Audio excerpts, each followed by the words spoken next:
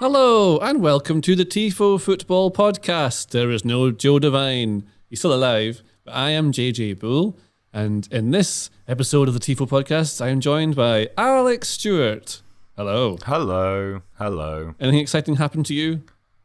Well, I'm not with you because there are no trains. Because there's a storm. But there's also a storm blowing in the Premier League because, as we saw at the weekend, Spurs beat Manchester City. We're going to talk about that.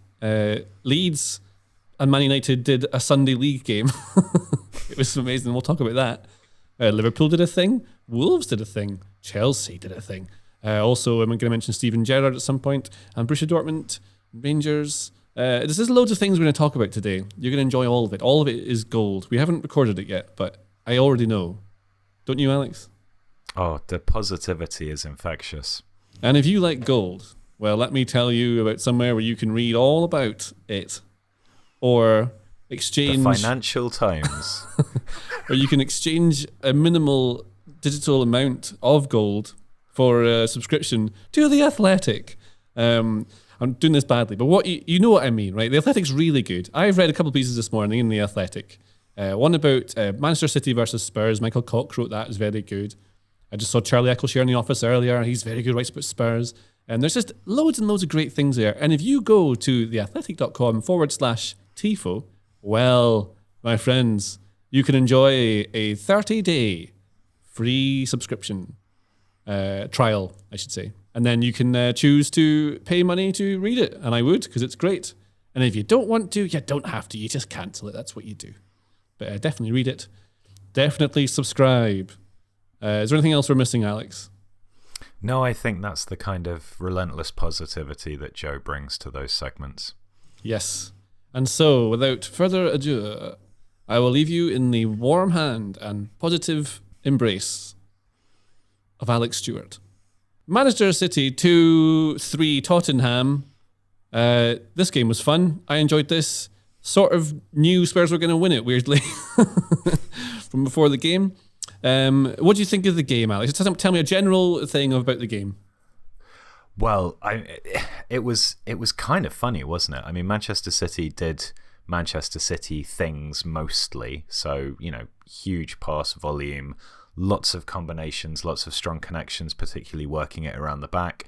Spurs barely got a sniff of the ball, but had that kind of clinical edge. And we were talking about it in the WhatsApp group a bit at the time, and it felt like the one or two moments when Jose Mourinho's Spurs were good.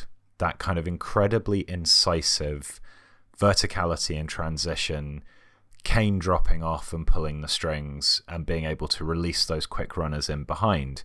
And obviously, if you're the kind of team who wants to play a certain style of football and build possession and hog the ball, which is obviously what a lot of the good teams want to do, then that sort of verticality might seem like a sign of weakness. But given how little Spurs had of the ball and how little they were able to control possession, it was absolutely the right way to tackle that game. Obviously, Kane was outstanding, and that deeper creative role is something that, he's their best 9, but he's also their best 10, and it's very confusing. Yeah, there was something about that I think I read somewhere, maybe I saw it, I can't remember basically, but they were talking about Kane and how he's, he's two players now. And we talked about this before in the podcast and things like that. But what I noticed particularly was the way he would pick the ball up and then launch one of these switched passes would then give him the chance to arrive perfectly in time to get on the end of a chance. So if you're playing as a number 9 as a striker in the box, you have to be able to get ahead of someone, use little dummy runs, just little bits of movement. Something like Sergio Aguero, I think, was one of the best at. He just managed to find space in a box that is packed full of defenders. But Kane is decent at doing that same sort of thing. But now he's doing what sort of Dele Alli used to do, where he just times runs from deep and can get on the end of it. There was like the goal he scored at the end, the final one, the header, was the total example of him just arriving just before Kyle Walker. That's just timing a run. Well, also, I think that the second goal, or the first goal he scored, Spurs' second goal, was a really good example of how, by dropping off, the thing with number 9s, right? People want their number 9, particularly if he's a big physical presence like Kane can be. They, in the box, on the end of stuff. And that's obviously a criticism that Kane's received. He's a big lad. For his England performances. He's dropping off too much. He's linking play too much, and we need him up there to finish. And I totally understand that. But like you say, when he drops off, and this incredible passing ability that he has, I mean, his long-range passes are amongst the best in the Premier League. And then he can kind of trundle a little bit forwards. And by timing the run for his first goal, Spurs second, he completely bisects Laporte and Cancelo. Laporte just doesn't notice the run coming over his left shoulder. Cancelo kind of does, but he also has half an eye on the man outside him. And it's almost because the run is quite slow and takes quite a long time to materialise, he just appears in space. Whereas if he was right up closer to the action, he would attract attention a lot more quickly. Yeah. And obviously the timing of that is quite hard to get right, and Spurs were able to create a little bit on the left hand side before firing that cross in, but it does seem to work for them. Other thing as well is when he leaves that 9 space to drop in to pick up the ball and become the 10, they can do that because they're playing. I mean, it was a 5-4-1, right, which is a 6-3-1 at times, pulling Kulusevski back. I think mostly in the second half they did that. Maybe I'm wrong, but they became a 6-3-1 at times. But playing Son, who's effectively a second striker, and Kulusevski, who's like a winger and an inside forward. So they were just changing their shape depending on where the ball was and what the phase of play was. That meant, because they have that pace, especially from Son. Kulusevski seems quite quick. But Son especially means you can do that because you've got the runner in behind. So you've still got your verticality, like your depth between centre-back and forward. And I'm pretty sure I've seen this a few times before. I'm sure I've seen Spurs do this against City, or other teams do it. Yeah. Maybe I think Conte's Chelsea did this against City. The same thing. Well, I think Spurs did it against City. Again, I possibly want to say under Mourinho, but it was Steven Bergwijn acting as the kind of auxiliary right wing back or right wing back. I don't know what you would. The one who was sort of going further outside and tucking further back. And absorbing the pressure and ensuring that, if you string 6 guys along the back line, particularly when in Romero, who had a great game, obviously, you have that slightly more aggressive person who's prepared to step out and close space down, which is so useful against City. As long as there is the connecting tissue which Kane provides, and then the outball which Son provides, it is kind of effective. I think it's just a question of whether teams want to feel that they are the kind of team that imposes themselves on other teams, and whether they want to go like toe-to-toe with a team like Man City, or whether they think, do you know what, actually our best chance is to sit back, and it might seem defensive, it might seem reactive, it might seem like the actions of a weaker side, but it is the most effective way to get 3 points, and that's what we're going to do in this instance. And they are also the weaker side, and most teams are against Man City. This is the kind of thing that a lot of teams did this against Liverpool last season, in 1920 maybe, where they're doing that thing where they were playing like a 6-3-1. You just block the wide spaces so the fullbacks can't do what they want to do. Obviously, Cities tend to play inside more, and they have wingers. And it made sense taking off Sterling at some point because there was no space behind to use his pace. This is kind of the wrong player for that game. You want to have players like Mahrez who came on, who can then do dribbly boy bits and shoot and create and that sort of things. On that note, on Mahrez, I've written in the notes here, and we'll have to obviously censor this. What a penalty that was. Come on. Like, that is... Do you know, because City are really bad at taking penalties. Like, if you've ever watched Man City play, you'll notice they miss a lot of penalties. But Mahrez took his time with this one. It really took his time. It took the breath, took a beat. That's what you want. And then just launched it. I loved it. Lovely. I'm all you want a thwack on a penalty, don't you? Where did you say there? Thwack, yes. That is it. That kind of resonance. Well, it's like the thump of the boot and then the thwack of the net, I think. Maybe it's the rustle of the net. What word is the net? It's too... rustle for me is like when it nestles in the corner, from like a deft header or something. That's a rustle. Yeah. How about... Sometimes the net swishes. No, that's more basketball, isn't it? How about, what do you prefer? Is the net is sort of tight and it bounces back out, or do you prefer it if it kind of gets lost in it, like it's in a yogurt? I think that all goals are the results of mistakes, so I'd rather none of them happened. So how the net looks doesn't matter to you. It just shouldn't even need nets. Exactly. That's what the goalie's there for. Lloris had a couple of Correct. good saves. Speaking of goalies, Yeah. yeah. Yeah, I thought Ederson was interesting for the first goal, actually. I saw something on Twitter from a goalkeeping analyst called John Harrison about how Ederson is quite impatient with what Harrison calls long-range one-on-ones. So when people are dribbling at Ederson from quite a distance, he tends to not want to stay back. He closes the angle almost too quickly. Yeah. And overcommits himself, and that's one of the reasons that Kulusevski is then able to pass into effectively an open net, even though he's being challenged. Whereas if Ederson had stayed a little bit further back, he's still quite well able to cut off the angle, especially with a City defender running back and across, but would be able to make more of an effort to save Kulusevski's shot because he wouldn't have been quite so stranded having come out. I thought that was interesting. Well, I thought so. They talked about having a game plan. Obviously, they did. All teams do. All managers go into games with a game plan. This is that's how you prepare. But this one from Conte that we talked about was sit back in the 5-4-1. One of the central midfielders, their Højbjerg, or I think it was Kulusevski on the other side, would push out to help show the ball the way they wanted, to cut out vertical passes from the centre backs. Kane stayed tight to Rodri to make sure that wasn't really an avenue. Couldn't get so it changed City's passing network. I think is how that sort of worked. But the thing as well they were doing that, I noticed, and this is again something that happened, I think, when teams figured out how to play against Liverpool at the end of 1920, was switching the play before then launching it vertically. So you drag them to one side, you switch it over, then suddenly you're able to find this pass into. It was Kane dropping in to be able to take that, and Conte is an absolute genius.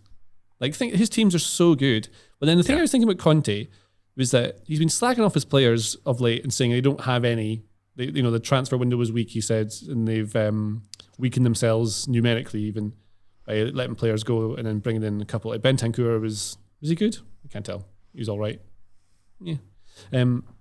But after the game, now that they've won, he said that he has a great group of players, probably the best group of players ever, something like that. He said, I think it was a Match of the Day I saw this, and I'm thinking he was not saying that about a week ago. And then he said something I thought was interesting, saying how because they're good people, right? He doesn't say they're good players, maybe he says they're good people, and that's the thing, that they're nice. And you remember that Mourinho bit from the Amazon documentary where he talked about how they need to be seabirds all the time, and Conte says a good person is better than a good player and a bad person.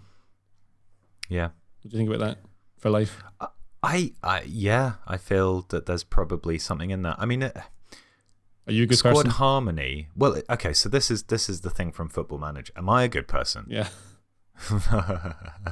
The thing from Football Manager is that basically, as long as you keep your players happy and they like you, you're probably going to be fine. And I wonder just how much the idea of, because if a dressing room is behind the manager, and obviously if Conte has come in as your manager, right? Like, he's tough, obviously, he's quite acerbic, but he is brilliant. There's an unarguable quality there. As long as he engenders a sense of positivity, then you're going to work harder for him, right? If you feel good about stuff, then you're more likely to put in effort, like that Højbjerg chasing down with 30 seconds of extra time to go or something, and then he just kind of collapses, which is very sweet, although also leaves him hopelessly out of position against a quick throw-in. Yeah, but it looks good. Let's not be mean. It's that thing we were talking about last week where people in England really appreciate hard work over everything else, but you're not going to put that kind of effort in if you're disenchanted. And I think Conte's value system is very much geared towards the work ethic. So when he says good people, I think part of what he means in a footballing sense is these guys will keep running for as long as I tell them to run. Well, how about this? Is Emerson Royal a good person? I'm sure he's lovely. I bet he's really nice, yeah. Yeah, I saw a Not very good tweet though, is he? earlier today. Well, saying like, you know, in the last couple of years, Spurs have spent money on Matt Doherty and Emerson Royal and Stephen Bergwijn, and they had Kyle Walker-Peters sat in their reserve team. He was there the whole time. Yeah, really good for Southampton in recent games, and would absolutely ideally fit this system, by the way. As a right wing back. So yeah, I think it's the area that Spurs most need to think about in terms of transfer activity. Like, his game, you know, he works hard. He just I've always thought he looks a little clumsy in possession. Yeah, well, this is the thing. I'm going to be specific with my my feedback on him when I'm slagging him off. There's one example of a cross where Kane timed a run into the middle of the 6-yard box, which he could. If the ball was any good, he would definitely be on the end of it and being able to score. But Emerson's or Royal's ball in was so bad.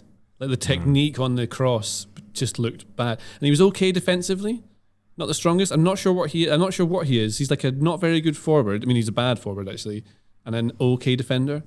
And I don't quite see it in him. So yeah. No, I mean he put up really, was it Betis that he was at on loan from Barca? He put up really good numbers, or maybe they bought him and then loaned him back, or with Barcelona's finances. Whoever knows? But you know, there were reasons to be cheerful, but he just looks clunky to me. That's the word I would use. Well, we'll end this little bit. We're talking about Kane. Alan Shearer said it's the best all-round centre-forward performance he's seen from anyone all season. Just high praise. But I've seen that it's the best individual performance ever by a player in the Premier League. I mean, like, the hyperbole around these things, it's got to is be that, extraordinary. Doesn't it? It's got to be the best ever, the worst. Can't just be in the middle where it actually is. It's fine. He was really good. Like, he was very, very good. He's a top-level professional footballer doing his job well. And he fulfilled the narrative perfectly, because he was going to go to City and now he's Citizen Kane. Citizen Kane. They were saying, how about this, right? Goal combinations. Now, this is a stat I'm just stealing straight up from Match of the Day. Harry Kane and Son Heung-min have the joint top most goal combinations in the Premier League history ever, 36. Can you name another of the goal combinations top ones? You can play this at home as well while Alex is trying to work it out. Top ones ever? In the Premier League, yeah. Oh, no, obviously not. Chris Marsden to Marianne Pahars. It's not there. The second is Didier Drogba and Frank Lampard, also in 36. Thierry Henry and Robert Pires in 29. David Silva and Sergio Aguero in 29. And, for you retro fans out there, Teddy Sheringham and Darren Anderton. No. I would never have guessed that. Yeah. Was Darren Anderton ever fit enough for long enough to put those kind of numbers together? Enough to be involved in 27 goal combinations with Teddy Sheringham. That's awesome. Well done to you, Darren Anderton. Very well done. Yeah. Well, let's move on and talk about Leeds 2 for Manchester United, which was great fun. This was as close to a Sunday league game as I can remember seeing in the Premier League. It was nuts. Everyone looked knackered at the end. I watched this in a pub in Brixton, and people were roaring, cheering the slide tackles. It was so fun. When you watch a game and that you get that kind of foamy spray coming up, like you're stood next to a particularly strong sea anytime anyone makes a tackle, that's, blood and thunder football. Lovely stuff. Proper old school, because the pitch was so wet and so heavy. In the second half, you could see water coming off of it, like you're saying. Yeah. And then the ball wasn't moving where they thought it was going to. People were sliding in. There was a battle earlier on with Scott McTominay absolutely wiped out. Was it Robin Koch, I think, wasn't it? That had to go off. Was it Click? It was Koch. Yeah, that didn't look very good. The poor boy had to come off. McTominay was going crazy with some of his challenges, just darted into stuff. But you've written here on our little plan, the main point is surely the mentality. Because Rangnick has been criticised for not strengthening the mentality, but fighting back here is surely a good sign. Yeah, I think look, it's been a difficult period for United transitioning away from Solskjaer. Obviously, a couple of other things going on too, and it seemed like the general sense on Twitter was, once Leeds had pulled it back to 2-2, like, oh well, this is typical. This is United folding. They're not able to blah blah blah. There's no leaders in this group. And then again, the spectre of narrative stalks it, which is this idea that there's division in the dressing room between certain cliques, and Harry Maguire doesn't feel like a leader anymore, and blah blah blah. And actually, this is exactly the kind of, like, these conditions were terrible. It's the sort of game where if you have even a second of thinking, oh, I don't want to go for that ball, maybe I'm going to get knocked here, like, you're just going to get pumped, right? So the fact that they came back in that circumstance, I think is a really, really good, particularly in, what do they call it? The Roses Derby? Leeds and Manchester United, they don't like each other very much. No. I think it's one of those performances. Yes, it wasn't amazingly good football, but in terms of getting the result under those circumstances against that team in those conditions, that's going to be a really, really satisfied dressing room. Give me that game every week. Just the end-to-end football of it is like a video game, but they're having the water in there and all this. Maybe this is the sort of like Neanderthal coming out in me, where I do actually secretly like all this. I pretend to be some sort of hipster tactics man, but really what I want to see is someone going through someone else after a 10-yard slide tackle. That is fun. Who doesn't love that? Yeah.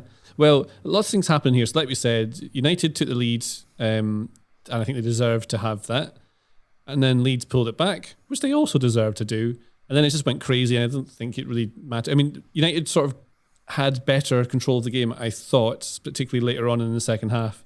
You had Rangnick on the pitch trying to calm people down because of that lack of control that they were trying to gain.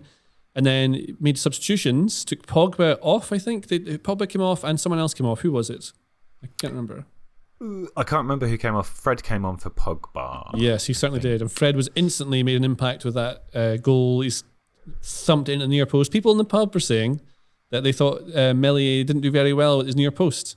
I thought Fred absolutely smashed it past him. Yeah, he absolutely smashed it. And he made that curving blindside run, which, given the way Leeds defend, that run would probably be ineffective against most teams, but Leeds try to man mark or have man-orientated marking systems, and so making a curving run from quite a deep position right round the back and then suddenly kind of popping up is exactly the kind of run that's going to work against Leeds, because they're not necessary. If they don't start tracking the guy initially, he's not going to be tracked by anyone. He is going to be free. It's also so much running. So in that man-orientated system, you have to track people constantly moving, because you're trying to, United are trying to play vertically, like really like end to end, but Leeds are also doing the same thing, and you could see how knackered they were, like all the players by the end of the game. Yeah. I think the example, so the fourth goal, which I think is the one that Elanga scores when he comes on. So Bruno Fernandes does a sort of version of that Bergkamp spin turn where he loops it over the defender's head. And at the time I was like, whoa, that's really good. But then you watch it, he goes over the guy's head. The defender has the ball. He just doesn't do anything. He just looks tired. It looks like at the end of a five-a-side game, you're just not really trying that hard before you go to best of three, and then everyone steps it up. Yeah. That's what it reminded me of. I think that's true. I mean, it's the Leeds Man Marking system has been really interesting and fun to watch from a tactical perspective. I'm not saying that this game was like a really good game to analyze from a tactical perspective, because like you say, there was so much else going on that sometimes you can't really say tactics go out the window, but it just gets a bit dry to analyze that stuff, doesn't it? Yeah. Compared to the other things that are happening. But what it does mean is that we've seen good teams like Man City do this quite straightforwardly. You can pull Leeds' man marking system apart really effectively with certain types of runs. And I thought the second goal, where Lindelof makes that run quite a long way up. He has almost an opposite box. Yeah. Yeah, In possession. He really is. It's not a set piece or anything. No. And then he feeds the run. He feeds the runner outside, which I think is Sancho, to make the cross in for the goal. And I found that really interesting because not least that's the kind of run that is effective against Leeds, because they don't have that defending out wide. If a player is able to get past the initial line and lose his man, then somebody else has to come across, and that leaves gaps. But also, we saw that goal quite a few times this weekend. You know, that kind of incursion in the half space, the quick ball out, it reminded me so much of Stuart Armstrong's run past to Livramento for the Shane Long goal for Southampton. Like, you could almost impose the two of them on each other. And I wonder if this thing about, I don't know, like fullbacks coming too narrow, players trying to pick up and press in a man-orientated way, whether it's leaving certain types of gap quite regularly and teams are figuring out how to exploit it. And it's not a coincidence to me that it's a Rangnick team and a Hasenhüttl team that have scored almost exactly the same type of goal. That does make sense. I like it. I thought that was interesting. I thought so too, and I hope you all thought that at home. And do you know what we should do now? Have a break. Let's go to a break. And we're back from the break. Liverpool 3-1 Norwich. So I think Diogo Jota is injured. Certainly it seemed to be that way on my fantasy football team that I forgot I had. But it meant that they saw Luis Diaz, Sadio Mane and Mo Salah as a front three, I think for the first time, certainly from the start anyway. And that was Mane playing as an actual proper off the shoulder of the last man striker, which is something that Liverpool don't often do. Obviously Klopp's teams in the past at Borussia Dortmund did. So we know he likes to do this sort of thing. And I thought Mane was very good. And you can see there's little examples of what he was doing as a nine and the benefit to Liverpool in that by pushing further up the pitch than maybe Firmino would in certain situations, he was dragging defenders back with him, which created space for the other two. Whereas Firmino would drop in to leave space so they could go into it. Instead of Mane was creating space ahead of them so they could go into it. I think it's what's really, I would watch this combination of players again, for sure. Yeah. I think what's very interesting is that for such a long time, Klopp's Liverpool was that front three, wasn't it? Mane left, Salah right, Firmino drops off, feeds the two players making inverted runs, and it was kind of like everybody knew that that's what they were doing, and it's just the players were so good that it was very, very difficult to stop it. But by adding Jota first of all and now Diaz, and also showing this versatility of playing, because Mane was playing quite like Jota has been playing, you know, having a nine who's pinning back and creating space for a midfielder to push up instead of having one who's dropping off for the runners to come inside. And so, you know, people like Salah staying a little bit wider, starting those runs further out and coming in and trying to get in behind. It's like Klopp has realised that he needs to have a greater degree of options in terms of how he deploys players. And obviously in this instance, yes, injuries have created a circumstance where that's the lineup that he needed to field. But Diaz does different things to his existing wide players as well. Jota does different things to Firmino. Mane is able, clearly, to play this kind of role as well. And I think it makes Liverpool more dangerous the more versatility they have, because the players are still incredibly good at executing stuff. I mean, some of what Salah did with the ball at feet against Norwich was sumptuous. Oh, one of those little runs where he just goes at them and you can't see possibly how he's able to do it. It's such high skill. I love those. It's incredible. It's so good to watch. But that also, you know, if you can create a portfolio of different approaches in the final third by moving your players to different positions, like Diaz is out to in run, but from a deeper position and a bit more delayed for his goal, was so clever. Match of the Day highlighted it brilliantly. So yeah, the movement on it. Yeah, absolutely. It's just so clever. But he's starting from a deeper position than Salah would have started in that area. And that's one of the things that Diaz does, is he likes to start a bit deeper. He likes to stand players up. And that creates space for him to then play passes or to carry the ball forwards. But in this instance, he didn't get the ball initially. But the possibility that he might have done causes defenders to back off slightly, and then he can make that run late. Just makes Liverpool harder to beat, I think. Yeah, it's all about movement. That's a secret to everything, movement. Another thing, one last point on these three, is that, I mean, the recruitment at Liverpool is so good. The squad planning, like this is, so now I think Mane, I know Salah is 29, I think. I can't remember how old Mane is. Is he 29 as well? I think he's a year younger. He is 29. Yes, I was correct. Right, almost the same sort of age. Had recent birthday? Well, no, he's going to turn 30 in April. Happy birthday to you, Sadio Mane, in advance, because I will forget that.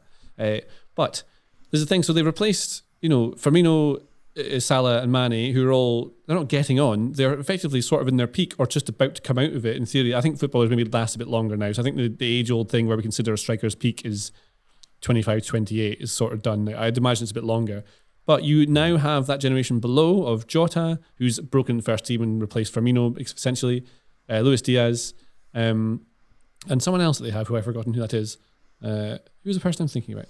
Well, Harvey Elliott can play in that position. I think what they want to do with Elliott is play him on the right side of central midfield so that he can push out and add width when Alexander-Arnold underlaps. He's been great when he plays, yeah. Because that makes sense, and that's what they started doing at the beginning of the season before he got the injury against, I want to say Leeds, but I might be incorrect about that. It's kind of a little bit like what Oxlade-Chamberlain did a few seasons back, on and off. And also, Oxlade-Chamberlain can play on the outside of that front three on the right-hand side, and has done so quite effectively a few times this season. I like the Ox. I like the Ox. Let's just former Southampton. Yeah, of course. What's not to like? Well, I want to sum up Mo Salah being really good. It's 17 goals in the league. He's absolutely brilliant, this lad. Top scorer by a mile. He also has the most goal-creating actions in the Premier League this year of 19, which I think is good. That's an action that creates a goal, in case I needed to explain that better. It's new to me as well. This is from FB these stats, right? There's a man below him, and then there's someone, and then Alexander-Arnold is third on this list, goal-creating actions of 14. So Liverpool have two of the most goal-creating boys in the league, which is good. Alex, do you know who the second most goal-creating actions player in the Premier League is this season so far? I actually do. Do you? Because I was paying attention to Twitter over the weekend. Who is it? And I saw Opta tweet something to this effect. It's Jared Bowen. Yes, that is correct. Who was linked, obviously, with Liverpool. That's correct, and that was why I put that in there. I thought it was very interesting. Jared Bowen is actually a very, very good player, but he doesn't get a very good player. Maybe he doesn't get the respect or time talked about him that you'd think, because he plays for West Ham, who, by the way, on the weekend drew with Newcastle. That was correct, isn't it? They definitely drew. Am I going mad? It was 1-1, as I recall. Yes. Yes, good. I am paying attention to everything. So let's talk about that game. Eddie Howe has his players working so hard. They look instantly much better organised, and all the players seem to have bought into it. Ryan Fraser was described as having literally ran himself into the ground. Now, Alex, as a man of words, please visualise what that would literally mean if he had literally ran himself into the ground. I can only assume that he would have generated such kinetic energy with his legs that he started to plough a furrow. That Ryan Fraser's got quite a low centre of gravity as well, which is a kind way of saying he's short. And so I can kind of see this happening, but it brings to mind a slightly cartoonish quality to things. I watched Shrek for the first time over the weekend. For the first time? I had never seen Shrek before, then I watched Shrek 2 last night. What do you think of Shrek 2? Very big fan of Puss in Boots. Yeah. I thought Puss in Boots is hilarious, particularly when he describes the knights as capitalist pig dogs. I enjoyed that a lot. And who would you say is the hardest working of the Shrek cast?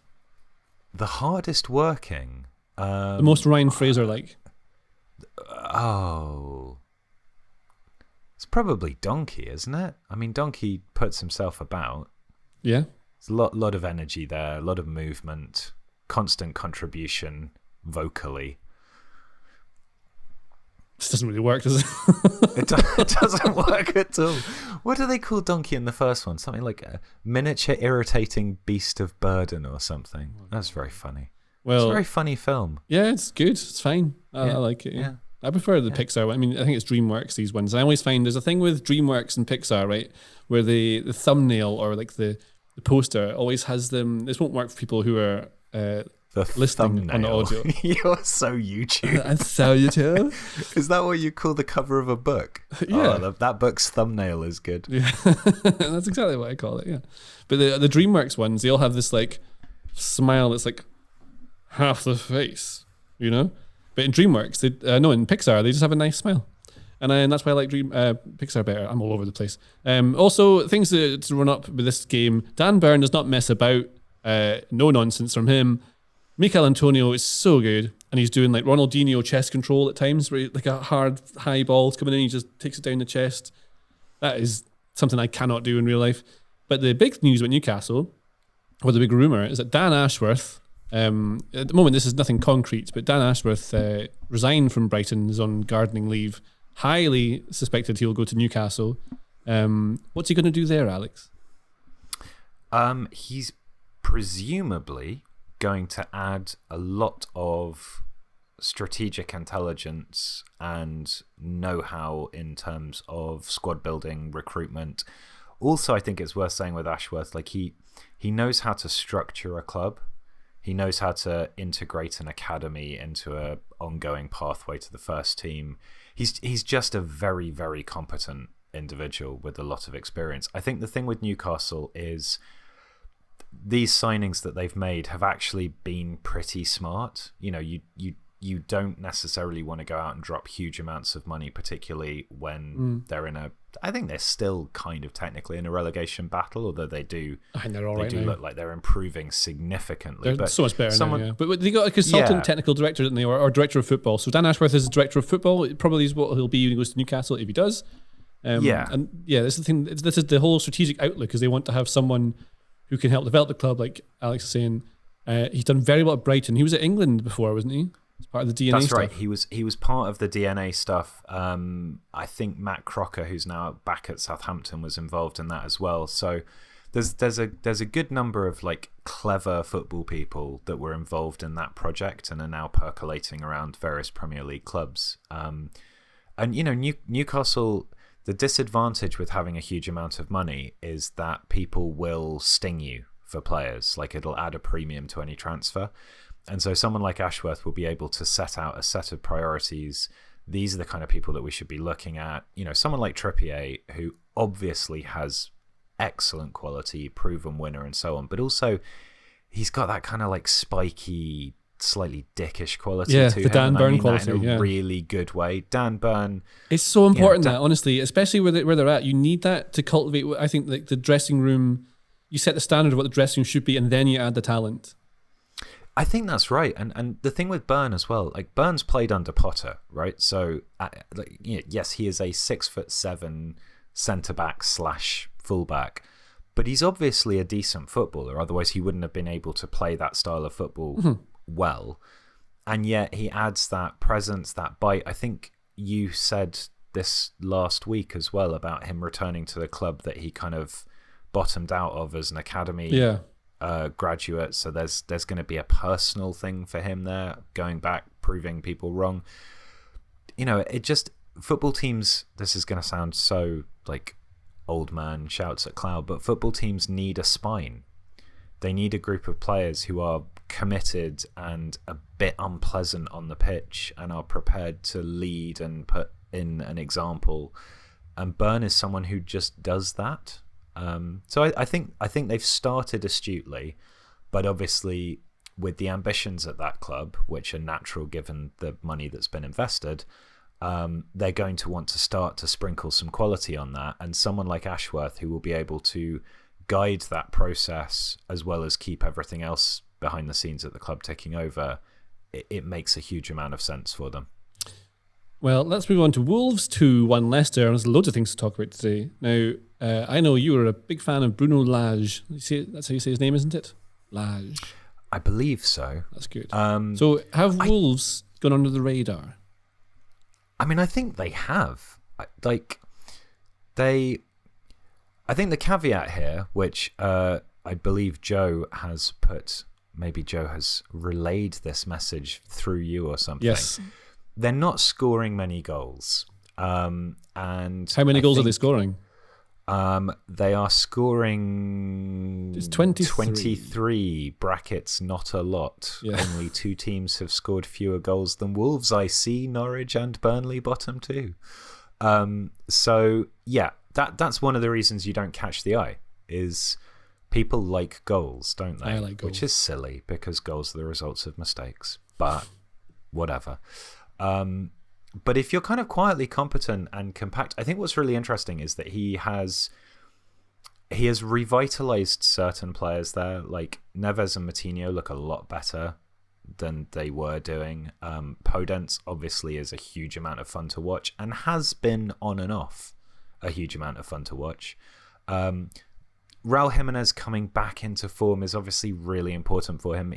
Jimenez had that horrible injury and wasn't just out for a long time, but also when he came back, it seemed to take him quite a lot of time to adapt, which is totally understandable with that kind of injury. Pedro Neto's about to come back as well. Like, I think he came back in this game. He's been out for ages. Yeah. I think he's brilliant. I thought he was as good as Jota at the time at Wolves, when he was playing. Yeah, and that just having that sort of, that there's a nice balance at the moment with Wolves where they do have that kind of quite decent spine. I like Dundonker as a kind of weird utility, running around, linking play, putting in a few hard tackles, but there's quality in the passing. And then at the top with Neto and Podence flanking Jimenez, for example, you've got players who can do sexy little things that most players can't do. And Jimenez leads the line brilliantly and can drop off and link play and feed in behind, but also is a good... He's not dissimilar to Kane. He doesn't have Kane's range of passing, but he has the same versatility in his play, I think. So, yeah, if Wolves were scoring more goals, people would probably pay them more attention. Well, one thing I think should make people pay more attention to them is that all of this is built on being very good defensively. They have the joint second best defence this season, with 18 goals conceded, which is level with Chelsea. Only City have conceded fewer. They conceded 17. So that's the thing. They're not scoring many, but they're also not conceding many.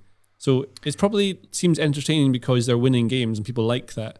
But I see this often, especially in Scottish football, is a team like Wolves will play this sort of way where they don't concede. They're very hard to beat, and they are efficient when they attack. They utilise their strong points. This is what any manager should do, really, is utilise your strong points, realise where you are positioned, how good you are compared to other teams, and then mostly play in transition and make use of that sort of, those sorts of strengths I'm talking about. But then, after you do that and finish really high up the league, I think they're about 7th just now. Am I correct? Yes, 7th. What then happens is the following season, or later in the same season, teams start to respect you far more, sit back a little bit more off of you, and expect you to have to come out and open up a bit more, which changes the way you're playing and the way you're defending, and then means you're vulnerable to quick transitions and vertical football, and it also means it's harder for you to create chances. So in my head, Lage is doing an amazing job, but I wonder what happens next season with Wolves, because I think when they came up, they were really good. Remember, they first came up under Nuno, they were amazing, and then the second season, people figured them out, and they were a bit scared of them, and they were nowhere near as good. I think there was a two-dimensional quality to Wolves in that season. You had Neves's passing from deep, and then you had Adama Traore just doing stuff that was always fun, if not necessarily productive. And yeah, I think that's right. I mean, I've just glanced at FBref again. Their Wolves' difference between their expected goals against and their goals against is extraordinary. Like 14. They have conceded 14 fewer goals than their expected goals against would suggest. So they're not actually that good. This is the thing, you see. That is not sustainable. Well, it is and it isn't. I mean, some of it is to do with goalkeeping. And Zaha has been a really, really good goalkeeper. But 14 goals. Well, but yes, I mean, that does, I don't know. Obviously, that's going to regress a little bit because that's a wild overperformance. But at the same time, if it's built on good goalkeeping, Max Kilman's having a really good season. You know, sometimes you can overperform. Like, you don't have to suddenly start shipping goals to even things out. That's like the gambler's fallacy. You can just tail off a bit. Well, there you have it. Wolves, very impressive statistically, also are about to collapse into a sea of goals and plummets down the table. That's the thing, underlying stats, they tell you things that you can't see from the eye, or maybe you can see from the eye, but don't actually get represented. I don't know what I'm saying. I feel tired today, Alex. It doesn't matter. Let's move on. In fact, no, let's have a break first. Let's have a break. You'll have a break. And we're back. My word. What a fun time I had during that break. Crystal Palace 0-1 Chelsea. Is Lukaku a thing we want to talk about because he had an historically low touches in one game? It's not good. It was 7 touches. Yeah. 7 touches. No player has managed fewer in one game since 2003. Is that right? Which is when records began. Yeah. I always find that phrase "since records began" is quite misleading because obviously I don't know, like, meteorological data and expected assists. Not quite the same time frame that you're working in. Well, it reminds me of the joke in The Simpsons when the hurricane comes. They say there's no record of the hurricane, not since the Hall of Statistics was blown away in the year 1800 or something. I can't remember what the joke was, but yeah. Oh, yes, stats nerds. Yeah, I mean, I suppose, look, the thing with Lukaku, obviously, there was the interview, which didn't go down amazingly well. Nope. Not dissimilar to Conte's interview. Maybe just don't talk to No. And we covered the Lukaku interview in Tifo IRL. It's a very interesting discussion with Liam Toomey. Yeah. Yeah, and Liam wrote a really good piece on The Athletic. I think it came out today. Maybe it came out yesterday. James Horncastle's in that video as well. Almost forgot about that. But yeah, the article today, it's great. This article is written in The Athletic.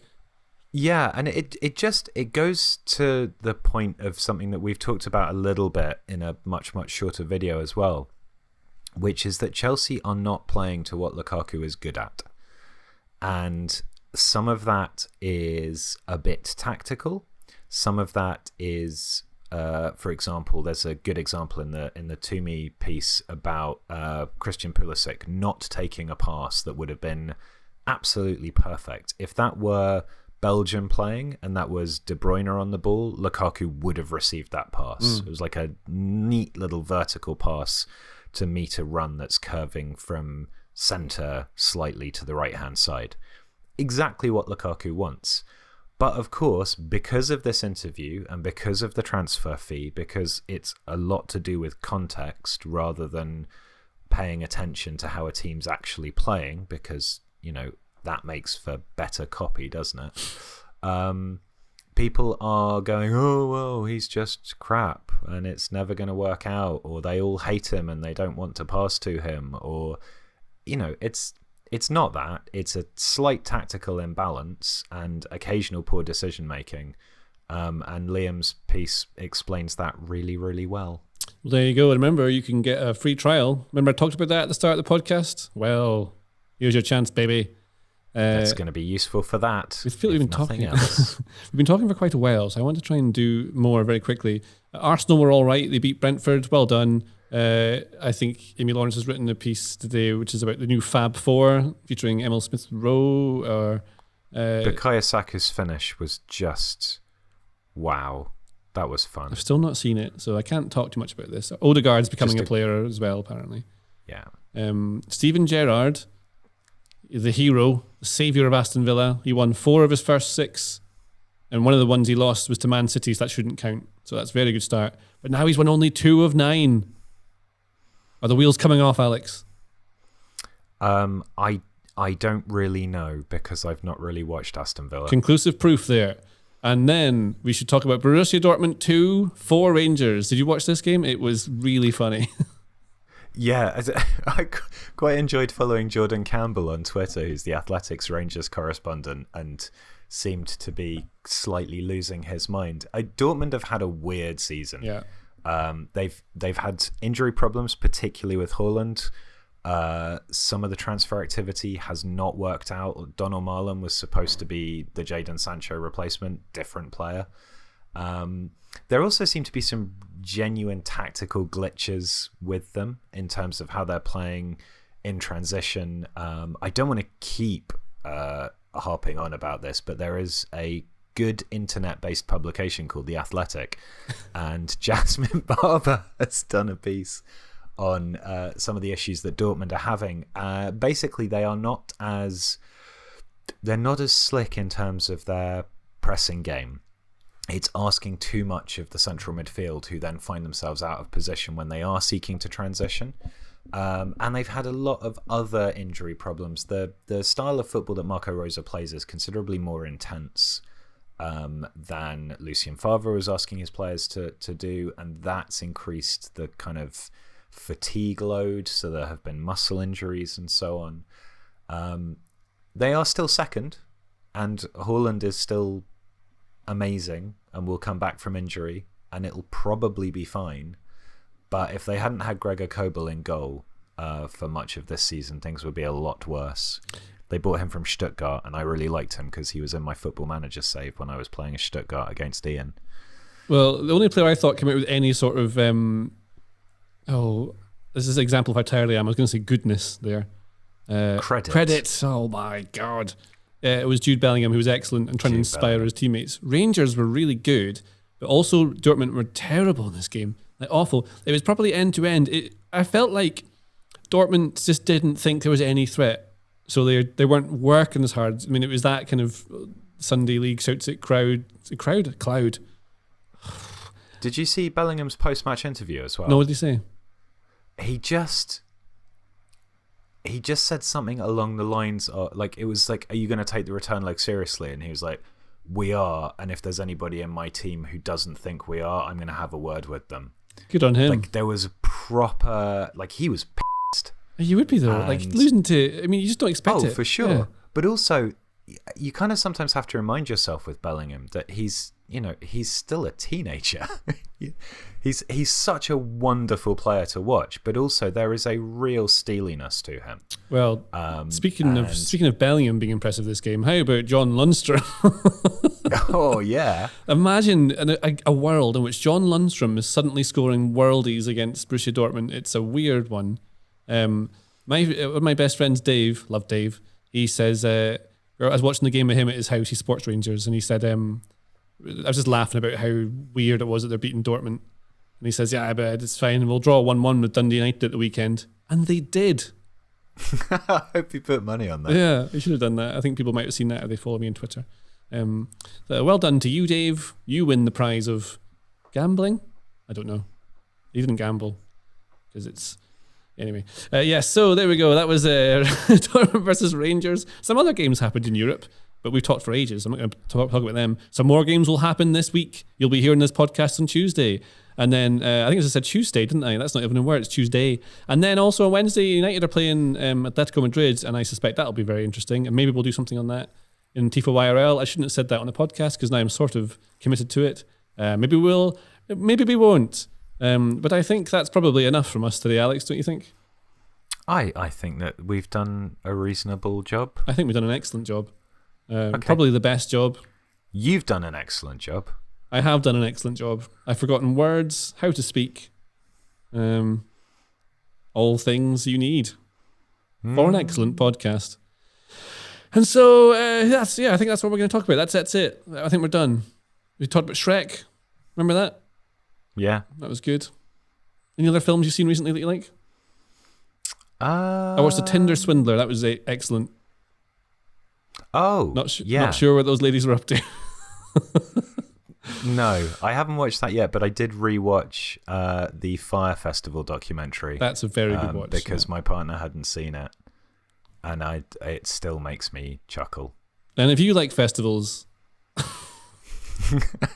Anyway, that's all. That's we're done now, right? So thanks very much for watching the podcast. If you've watched it, thanks very much for listening. If you've listened, we love that you listen. Thank you so much. And we'll be back next week as we always are.